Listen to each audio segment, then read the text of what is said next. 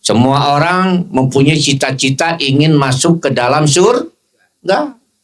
Makanya kalau ada yang meninggal, waduh, calon surga. Gak ada yang bilang, saya mah calon neraka.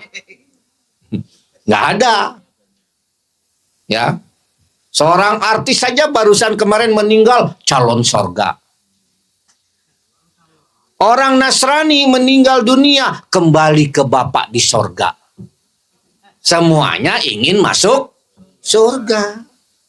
Tapi jangan dulu GR. Karena surga itu mahal. Nggak murah. Prosesnya aja kan sudah pelajari. Amanu, hajaru, jahadu fisabilillah. Itu proses perjalanan menuju surga. Iman dulu 13 tahun, tiap hari 13 tahun. Ya, belajar tauhid. Kita mah seminggu sekali. Kalau begitu dikali 6 aja atau dikali 7. Berarti 70 tahun baru belajar tauhid doang. Hijrahnya kapan? Tauhid dulu. Kenapa? Karena ini jalan menuju surga. Proses amanu hajaru jahadu itu nggak mudah. Di mana Allah Subhanahu wa taala berfirman, hadaina hun najdain. Dan kami tunjukkan 2 buah jalan, kata Allah. Ada jalan yang menuju ke surga, ada jalan yang menuju kepada neraka. Jalan menuju surga mendaki lagi sukar, jalan menuju neraka mudah. Meskipun ngeluarin duit banyak. Betul nggak? Jalan menuju surga itu murah. Nggak bayar malah. Tapi sulit orang untuk menempuhnya. Tapi kalau jalan menuju neraka, mahal. Nggak percaya. Minuman, judi, nanggap artis dangdut, mahal. Ya, ada yang sampai 50 juta, 100 juta. Iya, suruh infak weh. Paling banter 2.000. Ya, ini. Allah tunjukkan 2 buah jalan. Falak tahamal aqobah. Tetapi dia tidak mau menempuh jalan yang mendaki lagi sukar, gak mau. Makanya saya bilang, contoh kecil saja. Ya, orang datang ke bukit ini, ke Bukit Lebah itu, mikir-mikir dulu. Jalannya udah jelek mendaki. Lagi sukar. Termasuk saya, enggak lah, saya udah nyampe sini kok. Dulu. Ya. Wa ma adrakamal aqobah. Tahukah kamu apakah jalan yang mendaki lagi sukar itu? Nah, maka pembahasan kali ini kita akan membahas tentang bagaimanakah ya 2 buah jalan ini terbentuk. Kenapa yang satu itu mudah, yang satu itu mendaki lagi sukar?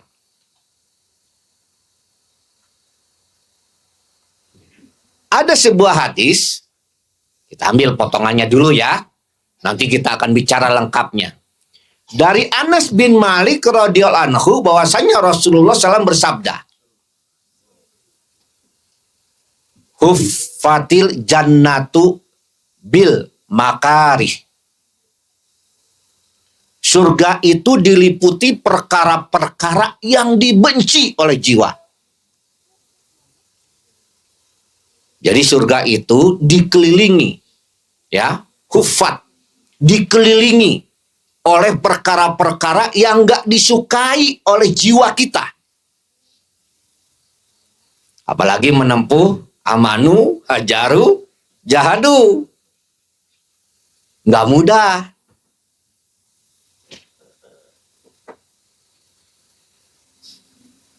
Ingin menjadi pasukannya Al-Mahdi saja, nggak mudah, sukar itu.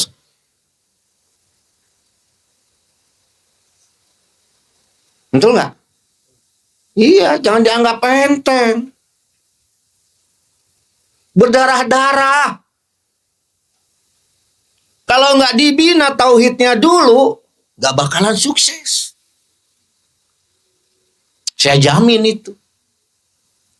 Ya, jadi surga itu diliputi perkara-perkara yang dibenci oleh jiwa. Wal huffatin naru bisahawat. Dan neraka itu diliputi perkara-perkara yang disukai oleh syahwat kita. Betul nggak? Makanya jalankan neraka lebih cocok, lebih cepat. Ya. Di sini ada kosakatanya. Al-jannah. Jannah itu kampung kenikmatan. Jadi kalau kita ngomong al-jannah itu kampung kenikmatan.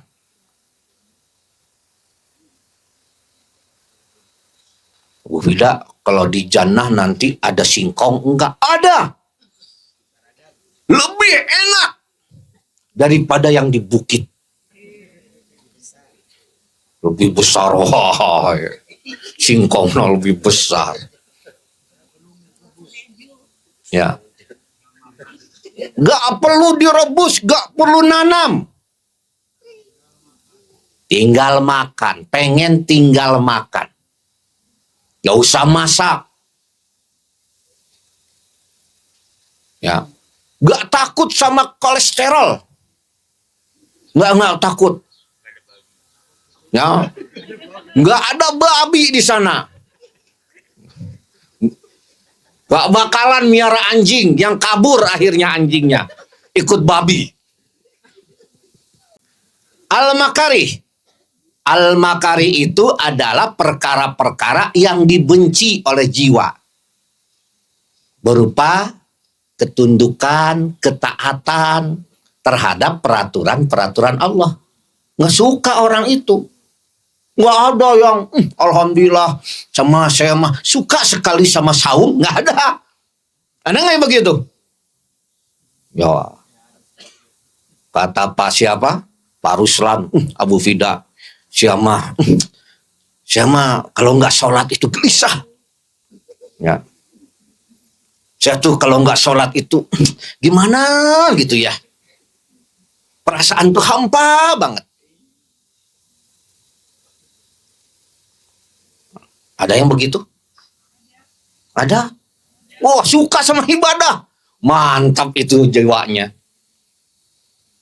Ya. Jadi kata Allah, kata Rasulullah, perkara di perkara yang dibenci berhubungan dengan ketaatan dan ketundukan kepada Allah. Kecuali nafsu yang mutmain, nah, dia baru suka sama ibadah.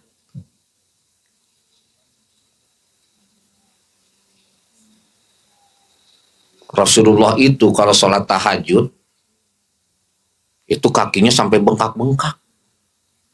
Kalau kita bengkak juga karena jalan dari bawah ke atas. Ya. An-nar, kampung siksaan yang penuh dengan azab. As-sahwat, nafsu yang condong kepada kejelekan. Ya. Maka syarah hadisnya, hufat berasal dari kata al-hafaf, yang berarti sesuatu yang meliputi sesuatu. Ya, yang lain yang berarti surga dan neraka itu diliputi, dikelilingi oleh sesuatu.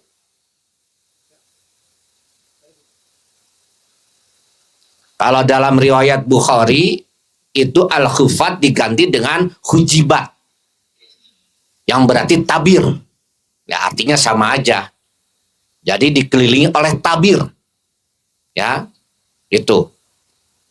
Jadi artinya seseorang tidak akan bisa masuk ke dalam surga atau tidak akan bisa masuk ke dalam neraka kecuali setelah melewati hijab ini.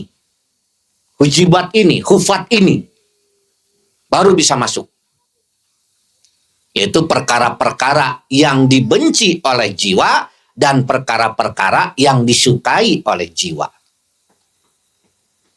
Jadi surga itu dikelilingi oleh perkara-perkara yang nggak disukai oleh jiwa kita.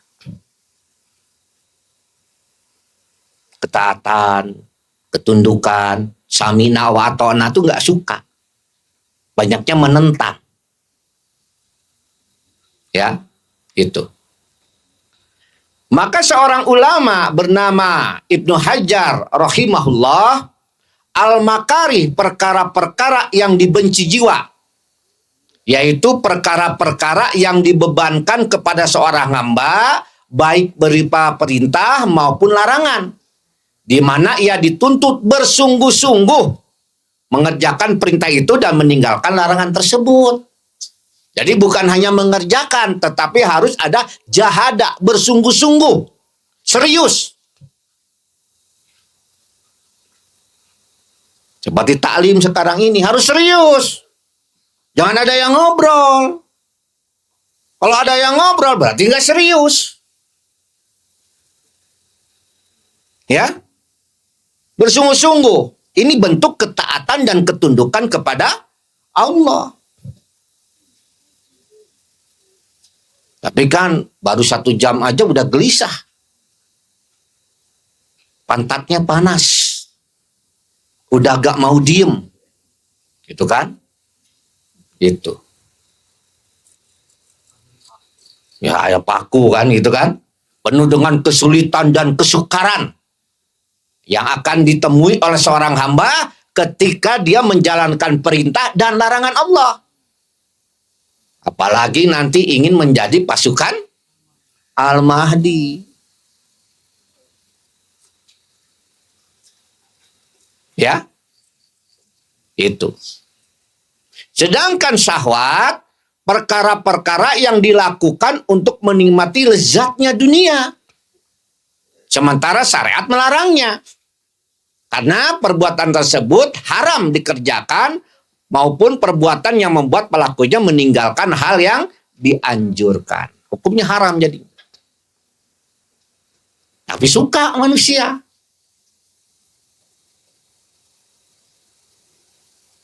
Kalau terhadap perkara-perkara yang haram, mau nggak ngeluarin duit banyak? Mau. Kayak ini. Ya. Karena berhubungan dengan masalah dunia. Kan sekarang ini muncul para habaib katanya begitu ya. Mengeluarkan kurofat yang seolah-olah habaib itu hebat. Ya. Menceritakan perkara dusta kepada umatnya agar disebut orang hebat dan dipuja-puja. Ini perkara-perkara yang memang akhirnya menjadi kedurhakaan kepada Allah.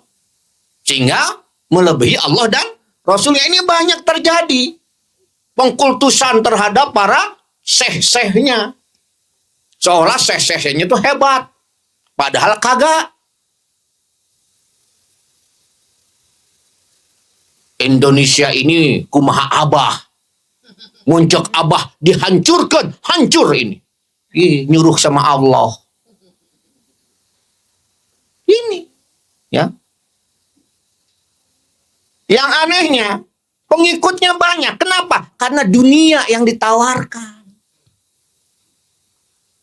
Coba kalau bukan dunia, seetik. Contohnya ke Bukit Lebah iya. Bukan dunia yang ditawarkan. Banyak atau sedikit? Sedikit yang mau datang. Makanya Kang Diki bilang, Bu Fida, ya kita cari ustadz-ustadz supaya Bu Fida gantian. Alhamdulillah gak ada yang mau. Gua lagi. Sing sabarnya pendajeng saya. Ya, sudah merupakan ketetapan Allah. Ya, saya harus super sabar menghadapi kalian lagi. Eta deui. Pak Ujang deui.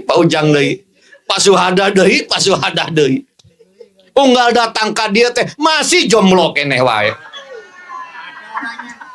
Nggak ada. Oh sakit, kita doakan supaya sembuh. Ya begitu. Tapi ini qadarullah harus dikerjakan. Ya sudah, insya Allah. Ya, nggak ada yang suka ke Bukit Lebah ini. Baru lihat jalannya aja di depan geus mikir. Ya Allah, apalagi kalau hujan.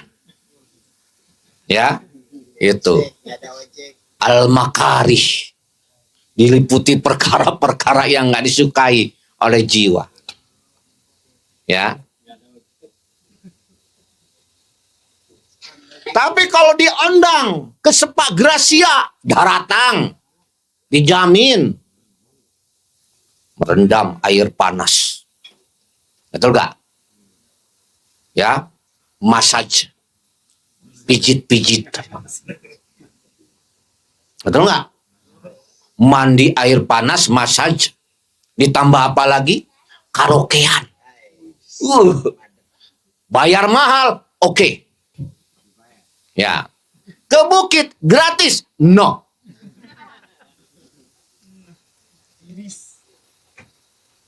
Ya.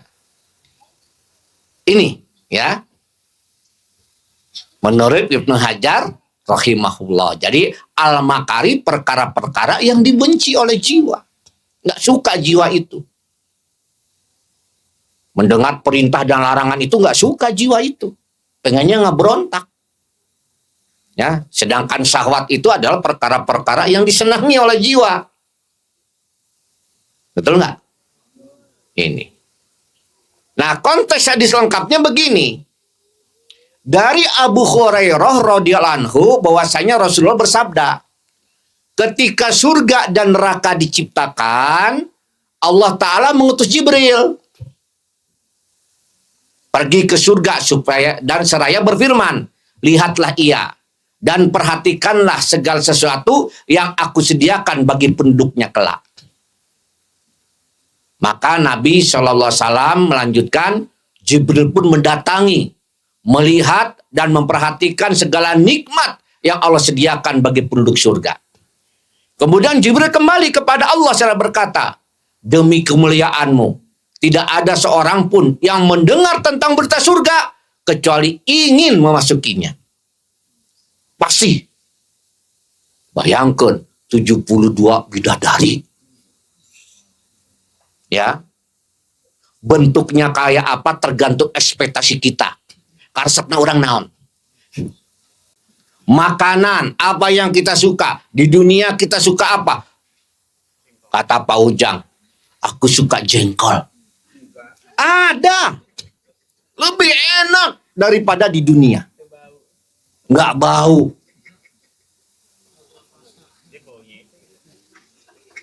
Di dunia ngelihat mobil pengen tapi nggak punya duit. Jadi akhirnya cuma ngelamun. Di surga ada. Lebih hebat.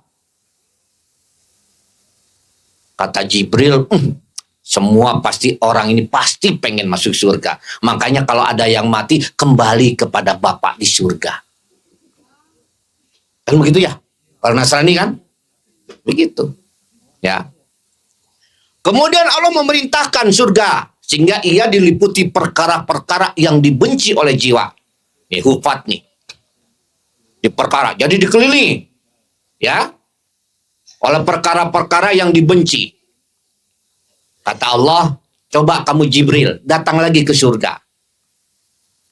Ketika Jibril kembali lagi ke surga, dia melihat, ya, ternyata surga dikelilingi oleh perkara-perkara yang nggak disukai oleh jiwa. Maka Jibril datang kepada Allah. Ya Allah, kalau aku melihat kayak begini, aku khawatir tidak akan ada seorang pun yang bisa memasukinya. Karena berat. Bayangkan. Ya. Itu. Lalu Allah merintahkan, sekarang kamu pergi ke neraka. Maka Jibril pergi ke neraka. Ketika melihat neraka yang bergolak demikian, kembali lagi Jibril kepada Allah. Ya Allah, Aduh, kalau aku ceritakan ini kepada manusia kayaknya nggak ada yang bakalan mau masuk ke dalam neraka. Maka akhirnya Allah memerintahkan neraka ya untuk dikelilingi oleh perkara-perkara yang disukai oleh syahwat. Nah ini. Maka akhirnya apa? Jibril datang lagi. Pergi kamu ke neraka. Coba lihat. Ketika melihat surga neraka itu diliputi perkara-perkara yang disenangi oleh syahwat, Jibril berkata kepada Allah, "Ya Allah, kalau aku melihat begini, bakalan banyak yang masuk ke dalam neraka." Ya. Ini hadis riwayat Tirmizi. Ya, Syekh Albani menilai hadis ini hasan sahih. Itu. Ingat, ya, manusia itu selalu lebih senang kepada perkara-perkara yang apa? Kepada kejelekan. Dulu kan ada seorang artis, alhamdulillah sekarang udah mulai sadar kan? Ya. Katakan korupsi, tidak, dia yang korupsi. Ada kan harus yang begitu kan? Ada. Nggak taunya dia kena pasal. Tapi tanda sayangnya Allah pada dia. Akhirnya dia masuk ke dalam penjara. Gitu kan? Itu.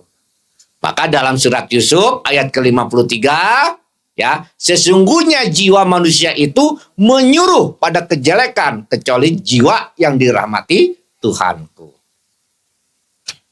Jadi jiwa itu selalu menyuruh kepada kejelekan. Nah, kalau ada jiwanya menyuruh kepada kebaikan, berarti itu jiwa yang dirahmati oleh Allah Subhanahu wa Ta'ala. Ini jiwanya. Kenapa? Karena mereka menjadikan hawa nafsunya sebagai Tuhannya. Jadi, kumaha hawa nafsuna, Tuhannya itu, dalil Al-Quran bisa disingkirkan. Bagaimana hawa nafsunya saja? Makanya tidak sedikit kan? Padahal Al-Quran itu sudah jelas ya tentang peristiwa-peristiwa yang sudah terjadi, peristiwa-peristiwa yang akan terjadi, dan peristiwa yang sedang berlangsung. Itu Al-Quran sudah jelas menceritakan. Bahkan hadis-hadis Rasulullah sudah menceritakan di akhir zaman akan muncul begini, akan muncul begini. Bahkan diceritakan akan muncul adalah al-mubasyirat, mimpi yang benar. Tapi hawa nafsunya yang menyebabkan mereka semua terhalang. Karena egonya. Apalagi kalau sudah memiliki pengikut-pengikut yang banyak. Mau nggak ikut mempercayai tentang mimpi Muhammad Qasim kalau pengikut-pengikutnya udah banyak? Enggak lah. Gak bakalan mau lah. Ya, ini. Nah, kenapa mereka menjadikan hawa nafsunya sebagai ilahnya? Itu karena ilmunya. Karena udah merasa kepintaran. Merasa sudah menguasai tentang ilmunya Allah. Padahal ilmu itu sifatnya hanya sababiyah. Yang memahamkan hanya Allah. Banyak orang yang berilmu nggak paham-paham. Benar nggak? Yang sedikit ilmunya paham. Alhamdulillah. Termasuk kita ini yang sedikit ilmunya, tapi kita diberi pahaman oleh Allah. Ya. Ya ini banyak sekarang ini. Ya. Jadi mengikuti hawa nafsunya. Itu Gunawan itu juga. Oh, masih ingat aja. Oh iya itu. Ya itu. Ya. Nggak begitu. Nah, jadi pertanyaan sekarang, apakah kita enggan masuk surga atau enggan masuk neraka? Maka Rasulullah SAW bersabda, setiap umatku akan masuk surga. Pasti masuk surga. Kecuali yang enggan, yang nggak mau. Ya Rasulullah, ada yang nggak mau? Ada yang nggak mau masuk surga. Ya. Yang mentaatiku, kata Rasulullah, masuk surga. Yang mendurhakaiku, masuk neraka. Pelaku syirik, pelaku bid'ah, masuk neraka. Enggan, udah dikasih tahu. Gitu kan? Jangan melakukan kesyirikan meskipun sedikit. Jangan melakukan bid'ah dalam ibadah, enggan, menolak. Bahkan berdalih. Berarti orang ini enggan masuk surga. Ya. Syaratnya begitu saja. Ati Allah wa ati Rasul. Bagaimana caranya? Gampang. Lawan hawa nafsu kita. Jam 3 bangun. Masih ngantuk. Maklumlah. Bantal sama guling ngagupayat. Apalagi udaranya dingin. Lawan. Ya, begitu. Ya. Lawan, tidur lagi. Itu kan? Maka Rasul bersabda, seseorang dari kamu tidak beriman sampai hawa nafsunya tunduk kepada apa yang aku bawa. Nah, begitu. Jadi kalau ingin ya akhir perjalanan kita masuk surga, hawa nafsu kita harus tunduk kepada apa yang dibawa oleh Rasulullah Sallallahu Alaihi Wasallam. Sami'na wa ata'na. Nih perjalanan panjang nih, amanu hajaru jahadu. Kita sih belum apa-apa. Belum. Ya. Amanunya saja baru berapa persen. Mungkin dari 100% itu cuma 0,00%. Belum diuji. Karena ujian itu pasti akan datang. Apakah kamu merasa diri kamu sudah beriman? Padahal belum datang ujian. Ingat, saya udah cerita. Jangan terlalu terfokus kepada mimpi-mimpi yang disampaikan oleh para helper. Meskipun itu adalah sebuah kebenaran. Saya kan udah cerita. Akibatnya kita lengah. Merasa sudah mampu. Nah, saya udah cerita. Bagaimana dulu ada seorang pengajian saya yang bermimpi istrinya sudah nyampe ke puncak, dianya masih di bawah. Padahal itu adalah sebuah peringatan. Tapi dia mengindahkan peringatan itu. Akhirnya gimana? Celaka kan? Wah, merasa saya mau udah kuat, insya Allah. Akhirnya mimpinya diabaikan.